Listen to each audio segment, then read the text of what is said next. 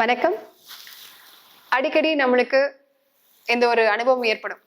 Sweet craving, நம்மளுக்கு sweet சாப்பிடலான்னு ஆசையா இருக்கும். அல்லது விசேஷ வீடுகள் எல்லாம் போனோம் அப்படின்னோம்னா அந்த ஸ்வீட் பார்த்தோன்னே ரொம்ப பிரியமா இருக்கும். அப்போ ஸ்வீட்டை நிறைய எடுத்து நம்ம சாப்பிட்ருவோம். அதுக்கு பக்கத்துல யாராவது ஒருத்தர் கூட கேட்கலாம், என்னங்க ஸ்வீட்டு சாப்பிட்றீங்க, சுகர் இருக்குன்னு சொல்றீங்க அப்படின்னு. அதுக்கு என்னங்க பண்றது, 2 யூனிட் எக்ஸ்ட்ராவா இன்சுலின் போட்டா போதும், அல்லது 2 மாத்திரை எக்ஸ்ட்ரா போட்டா போதும் அப்படின்னு சொல்லிட்டு நம்ம சமாளிப்போம். ஆனா உண்மையில அப்படிலாம் பண்ணலாங்களா? நீங்க ரொம்ப அபாயகரமான ஒரு விஷயம் இந்த ஸ்வீட் கிரேவிங். அது இல்லாம நம்ம ஸ்வீட்டையும் சாப்பிட்டு அது கூட அடிஷனலா அதை சப்ரஸ் பண்றதுக்கு மெடிசனும் போட்டுக்கிறது. இப்படி மெடிசன் போடுறப்ப என்ன ஆகும் அப்படின்னம்னா, நம்மளுடைய பாடியில குளுக்கோஸ் லோடு ரொம்ப ஜாஸ்தி ஆயிடும். நம்மளுடைய செல்களுக்கு தேவை இருக்காது, ஆனா நம்ம அதீதமான அளவுக்கு சர்க்கரை கொடுத்துருப்போம். அதுவும் இன்னைக்கு வரக்கூடிய எல்லா ஸ்வீட்ஸுமே பார்த்தீங்க அப்படின்னம்னா மேஜர் ஒயிட் சுகர் பேஸ்டா இருக்கும், கலரண்ட் அதிகமா இருக்கும், ப்ரிசர்வேட்டிவ்ஸ் அதிகமா இருக்கும். ஸோ இந்த மாதிரியான இதெல்லாம் போடுறப்போ நம்மளுடைய பாடிக்கு எக்ஸ்ட்ரா லோட் அதிகமாயிட்டே இருக்கு, சுகர் லோட், அதே மாதிரி கெமிக்கல் லோட்ஸ்.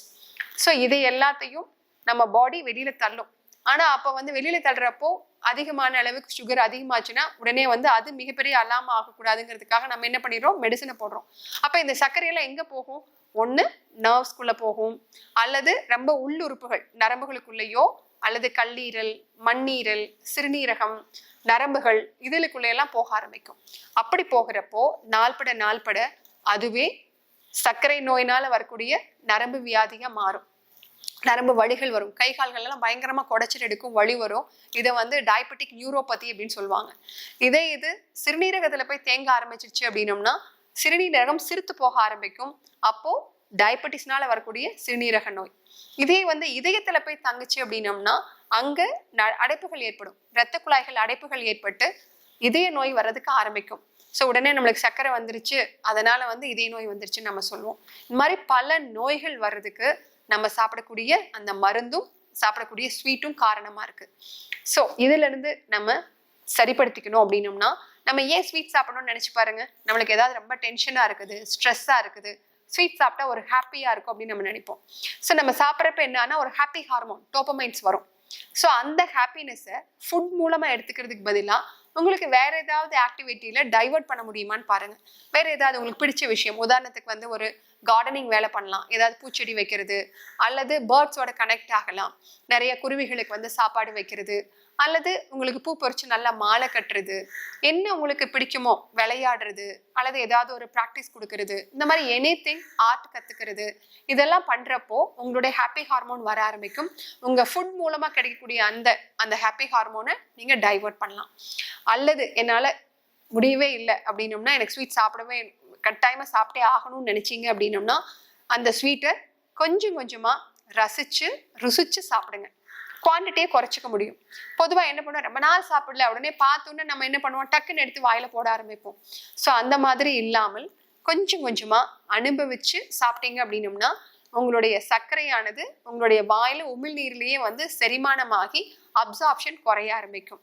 3வது விஷயம், முடிஞ்ச அளவுக்கு நம்ம வீடுகள்ல ஸ்வீட் இல்லாம பாத்துக்கோங்க. ஏன்னா நம்மளுக்கு பார்த்தோம் அப்படின்னா ஆசை வந்துடும்.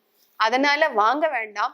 அப்படியே நம்மளுக்கு ஏதாவது கிஃப்ட் கொடுக்குறாங்க, யாராவது வர்றவங்க வாங்கிட்டு வராங்க அப்படின்னா உடனடியாக எல்லாத்துக்கும் டிஸ்ட்ரிபியூட் பண்ணிடுங்க. எல்லாத்துக்கும் பகிர்ந்து கொடுத்து நம்ம வீட்டில் எப்பவுமே இல்லாம பார்த்துக்கோங்க. ஸோ இந்த மாதிரி உங்களுடைய ஸ்வீட் கிரேவிங்ஸை நீங்க ரெகுலேட் பண்ணிக்கலாம். ஒருவேளை சாப்பிட்டு அந்த சர்க்கரை உள்ள இருந்தாலும் கூடவே என்ன பண்ணலாம், நல்லா உங்களுடைய உடல் வேர்க்கிற மாதிரி வேலைகள் செய்தீங்க அப்படின்னம்னாலும் அந்த சர்க்கரையானது உபயோகமாயிடும், பயன்பற்றும்.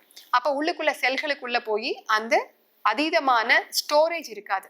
ஸோ இந்த மாதிரியான விஷயங்களை நீங்க கடைபிடிச்சீங்க அப்படின்னோம்னா சர்க்கரை கொஞ்சம் கொஞ்சமா உங்களுடைய பாடியிலிருந்து எலிமினேட் ஆகும்.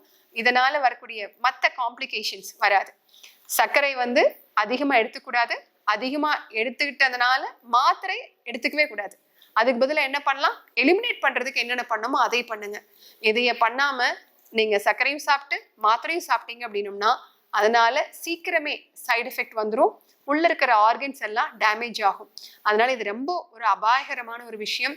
இதை மனசுல வச்சுட்டு கொஞ்சம் சரியா கடைபிடிங்க, சர்க்கரையிலிருந்து தப்பிச்சுக்கலாம். நன்றி, வணக்கம்.